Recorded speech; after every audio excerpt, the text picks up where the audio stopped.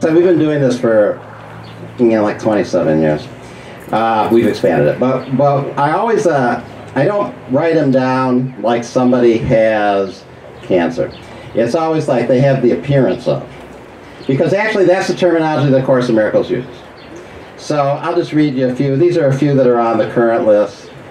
Leslie, the appearance of 2 cancer tumors in her stomach area and chemotherapy is starting.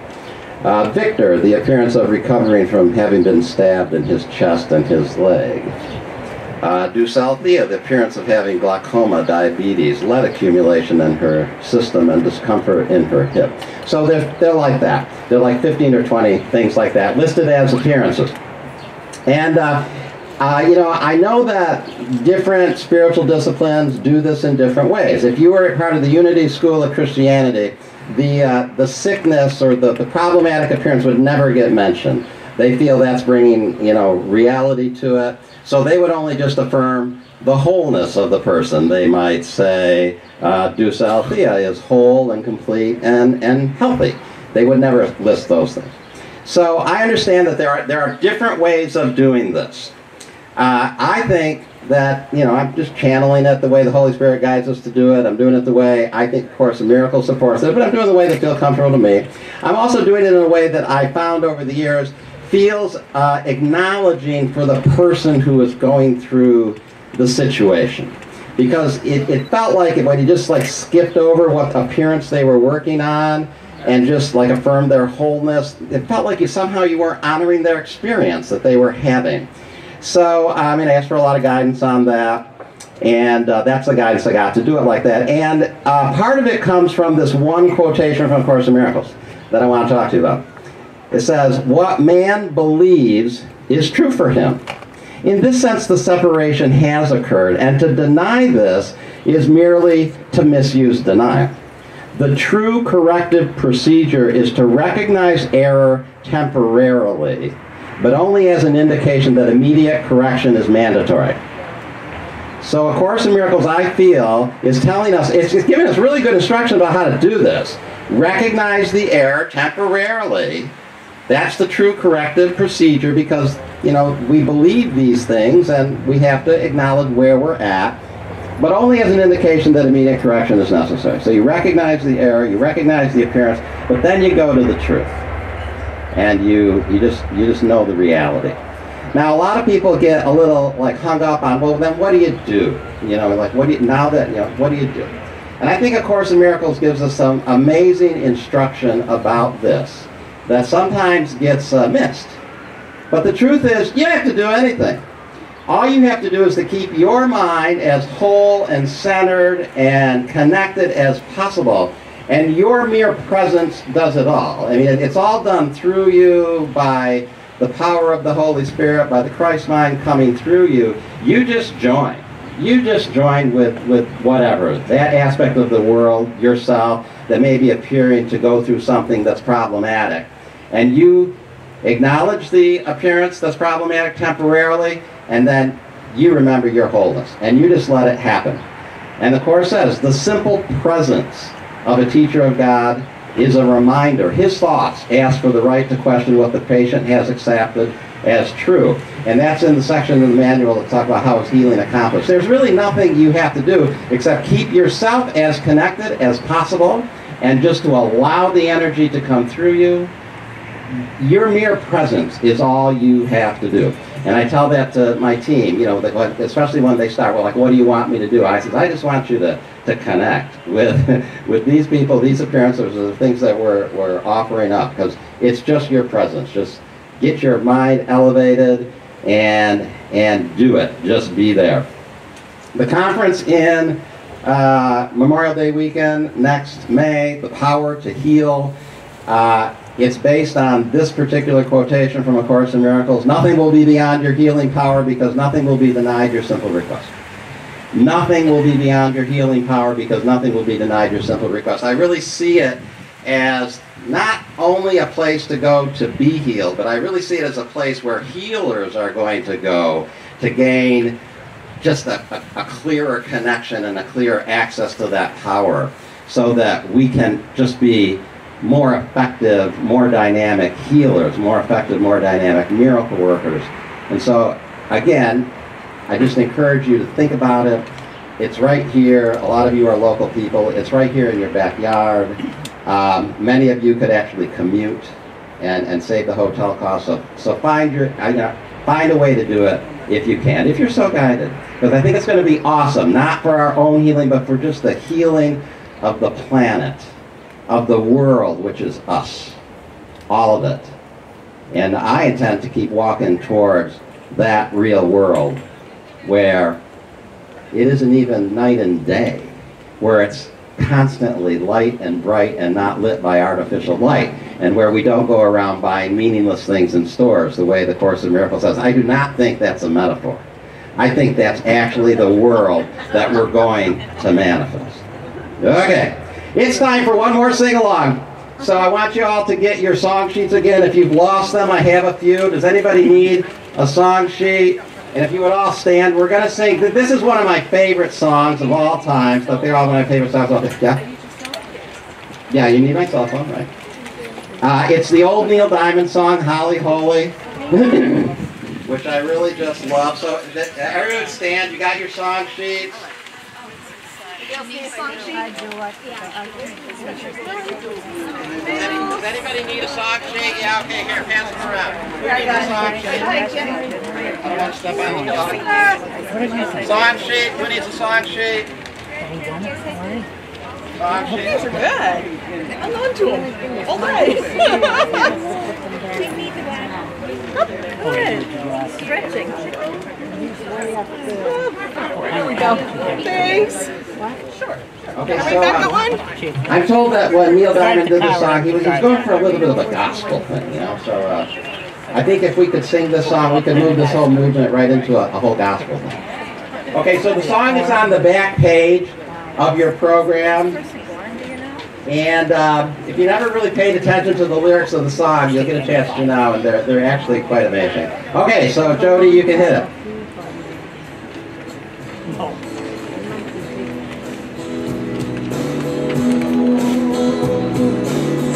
Can you start it again? Because I think I missed the beginning.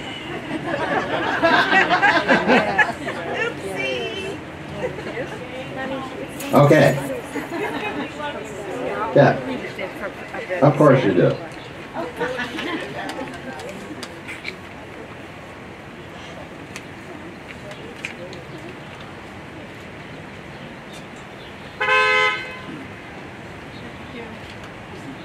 You need my help?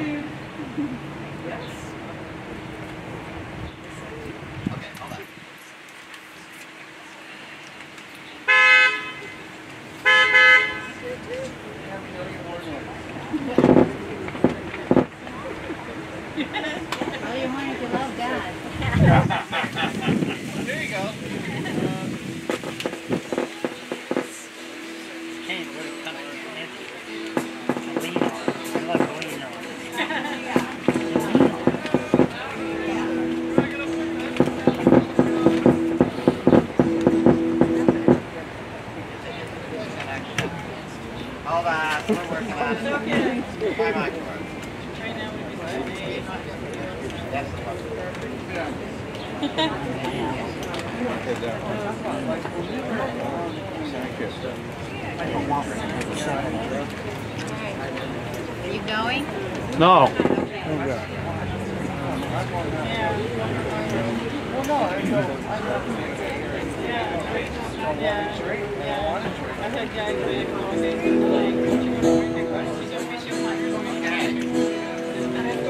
Yeah. Okay, ready? A little louder. Holly, holy eyes, dream of only me. Where I am, what I am, what I believe in. Holly, holy, now we're off. Can we try it again?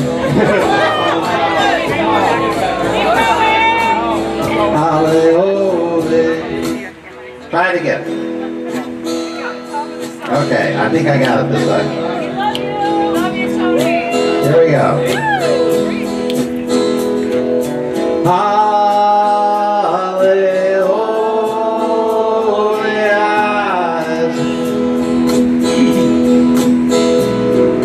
Dream of only me.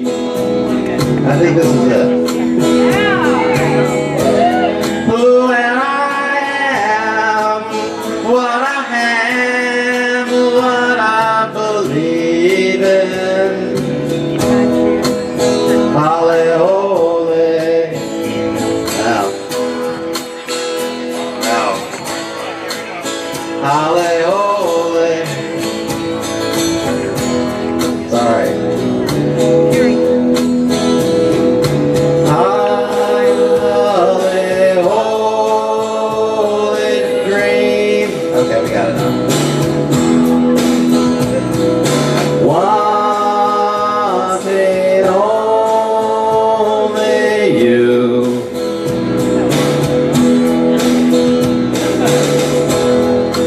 And she comes and I run just like the wind will. So you got to have your support to heal. And that's so important, and that's the truth, and that's what we're all here to do. Like, we're here to support each other in the awakening, to remember our own. So I just really encourage you to look at those workbook lessons, 135, 36, and 37, if you're interested in healing. Because Jesus really does give a very simple, correct the belief. So all day long, and you know, Vicki says we're working for JC Central now. Yep. And that's what it is. We're employed 24/7. 365. And you are constantly catching the belief when it comes in. And you just replace it with the truth. You do not let a single thought slip by your awareness now, okay? Okay. I love you. Yay, Lisa! Good job, Lisa!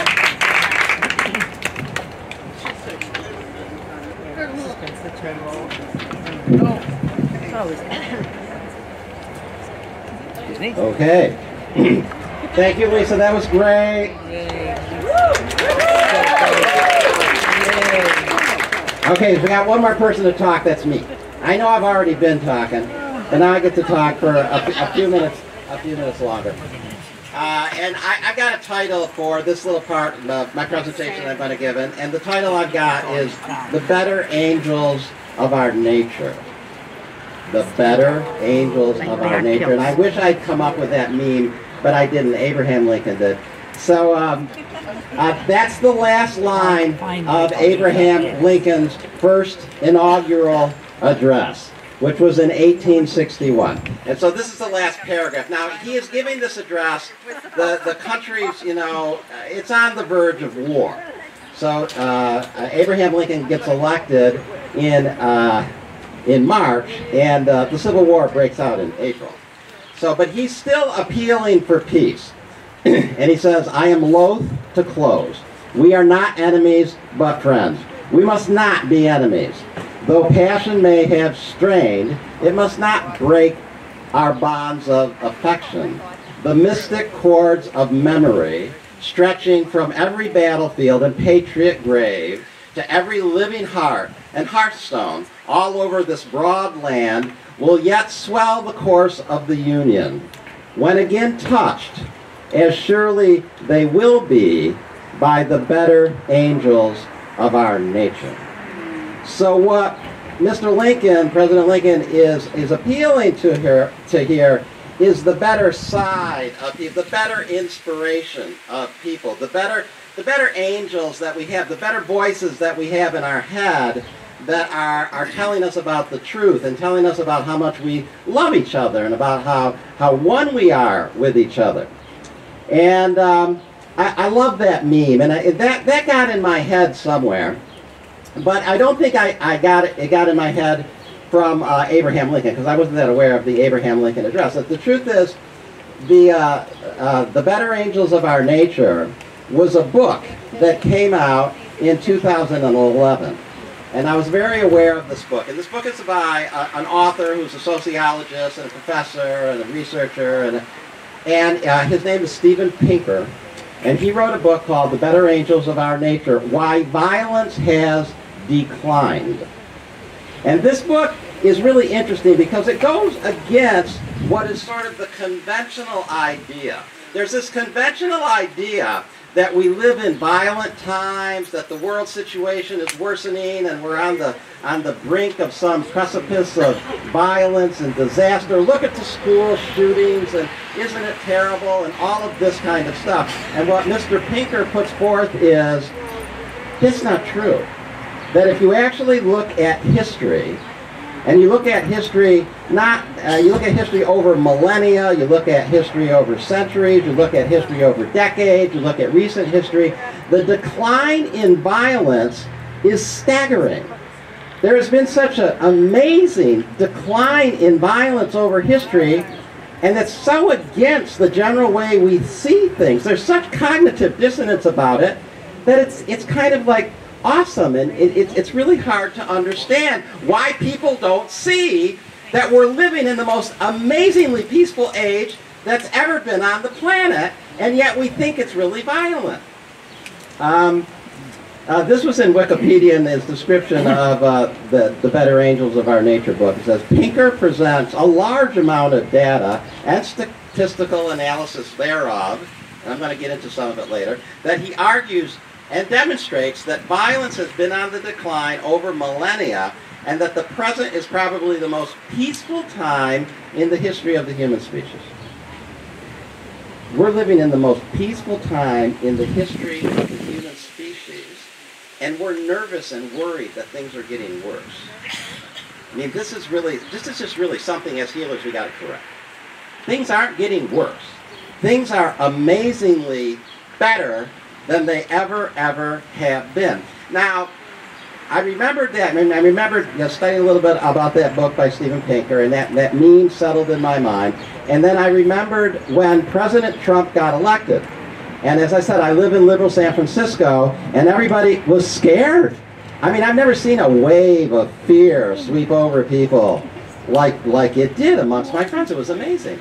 And it just came to me, that line, and I said, I'm just going to assume and affirm that being on the job, President Trump will appeal to the better angels of his nature.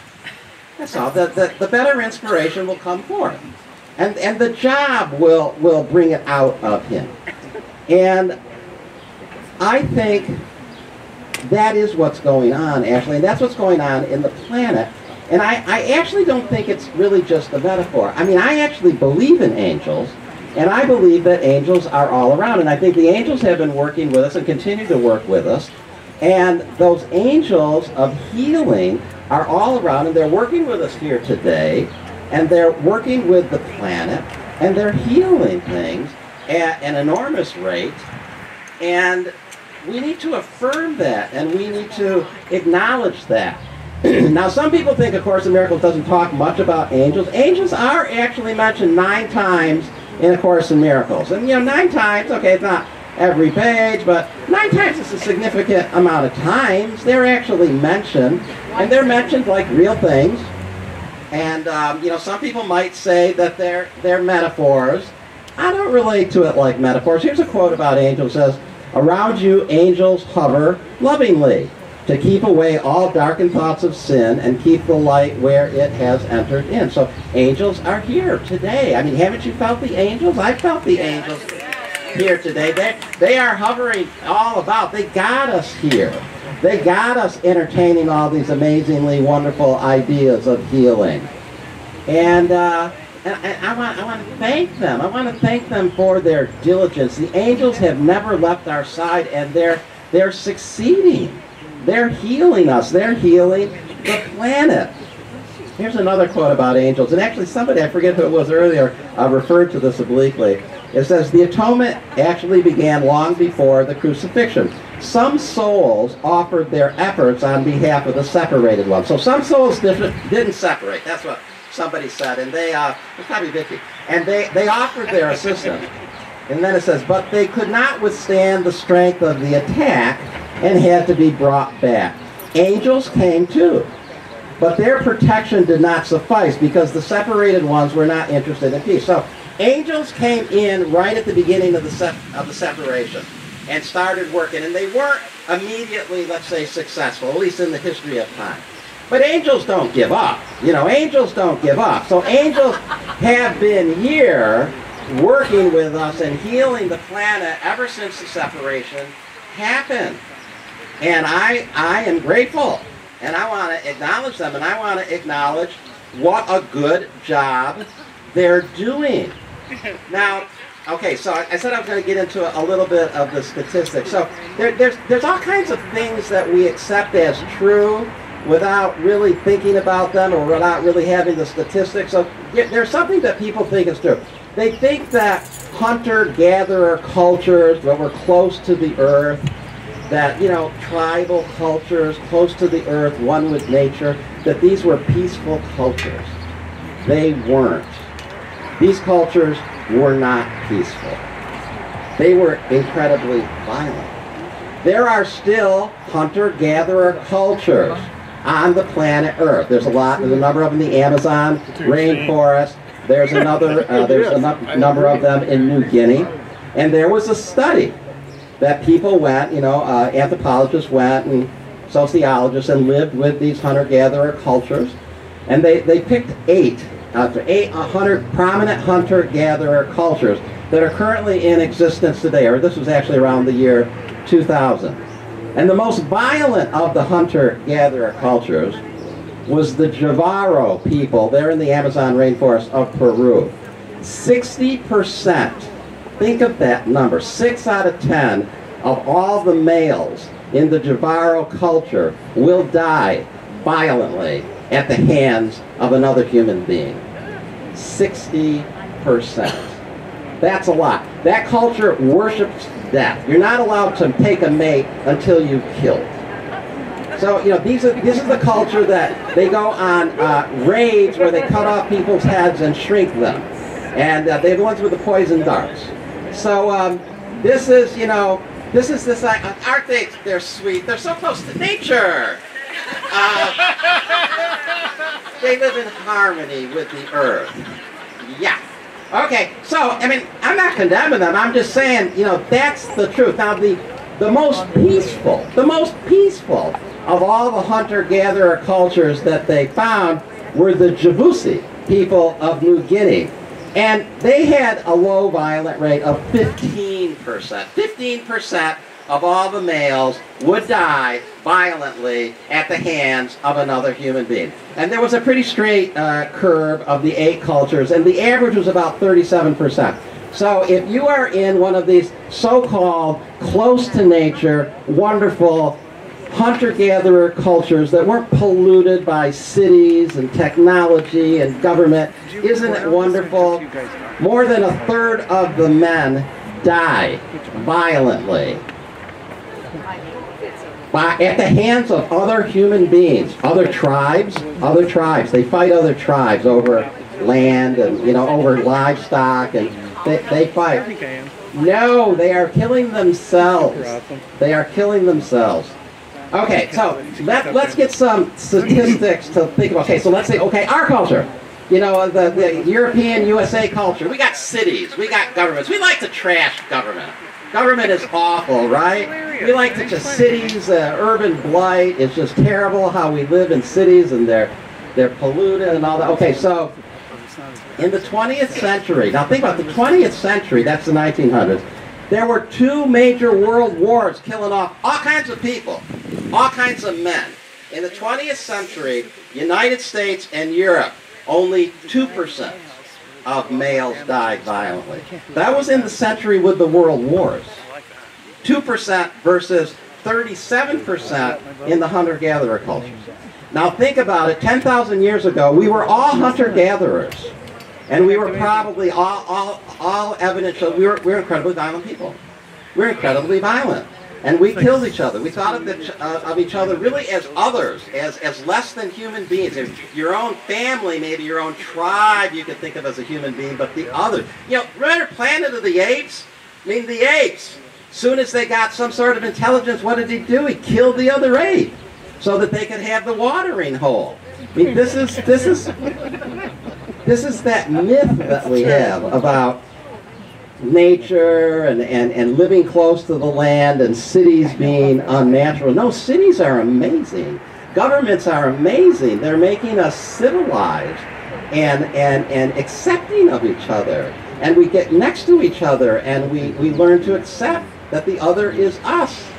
And this is what the angels have been doing since the separation. They've been bringing us together and making us a less violent people. They've been reminding us of our true nature and that we love each other and that we're one with each other. And this has been going on. In the Middle Ages, 100 out of every 100,000 people died by homicide. But in the year 2000, only 1 out of every 100,000 people died by homicide. That's a 99% decrease in homicide deaths since the Middle Ages. So I mean, and then you think about other things. You think about common forms of punishment. Common forms of punishment: mutilation, cutting somebody's hand off, cutting somebody's tongue off, cutting somebody's ear off, poking somebody's eye out. I mean, these were written into. This is what we did. This is what our laws did, just like 100 or so, 200 years ago, and that was common. It was a capital offense to steal a loaf of bread. You could be put to death for stealing a loaf of bread. The better angels of our nature, the angels, have been working with us, healing us, reminding us of the truth. And this is the most peaceful, loving time that we've ever had as a species, and people are afraid. And we need to give them that message that we're doing great. We are doing great. We are healing. We are whole. Everybody got so upset 2 weeks ago because President Putin and President Trump shook hands. I said, there was an image of them shaking hands. I'm going to celebrate that. Are you kidding? I don't care about the other crap. These are 2 former enemies now seeming to talk and be friendly, but we take away the idea of enemy. We take away the idea of enemy and everybody freaks out. Not everybody. I mean, certain people freak out because we want to have an enemy. They think we need to have an enemy. What do you mean we don't have? They're bad. They're the enemy. And then they start chronicling all the situations and the times when they did terrible things. And let's remember all the terrible things that they did. And I'm not a fan of President Trump. For what? Okay, I'm not a fan of President Trump, but I did see that he tweeted that we have to let go of the past and we have to move forward, and the 2 biggest nuclear powers in the world have to be able to get along. And I thought that sounded like the better angel of his nature taking over in that particular time. And I'm going to reinforce that. I don't particularly like the man, but as I said, I don't want the president of our country to fail.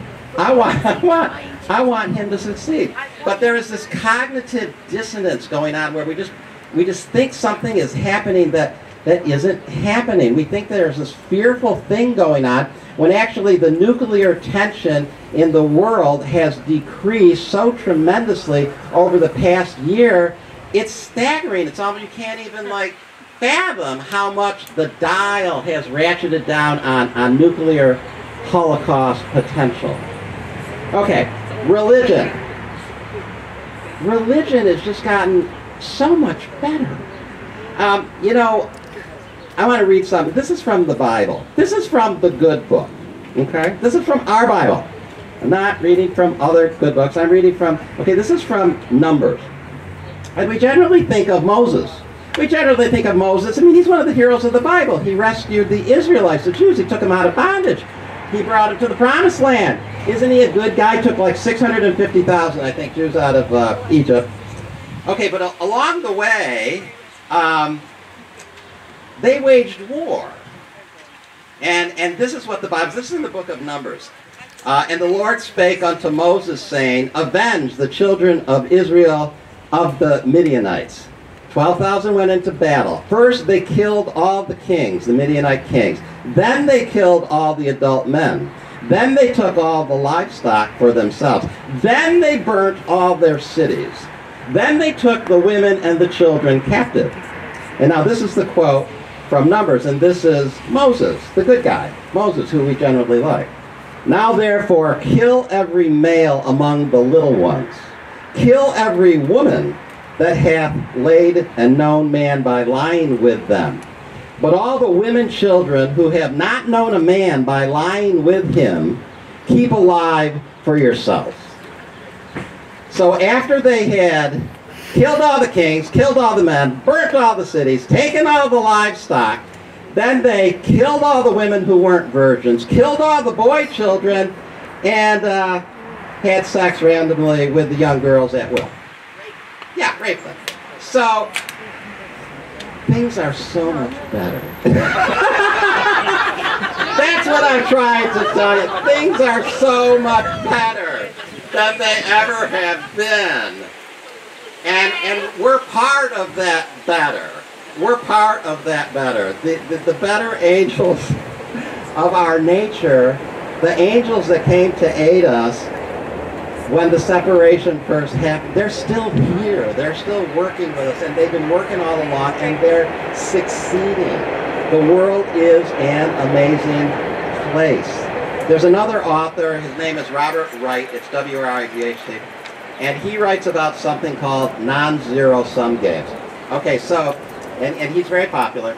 Okay, so the win-lose dynamic, that's a zero-sum game. Someone wins, someone loses, you add them together, you got zero. In other words, nothing changes.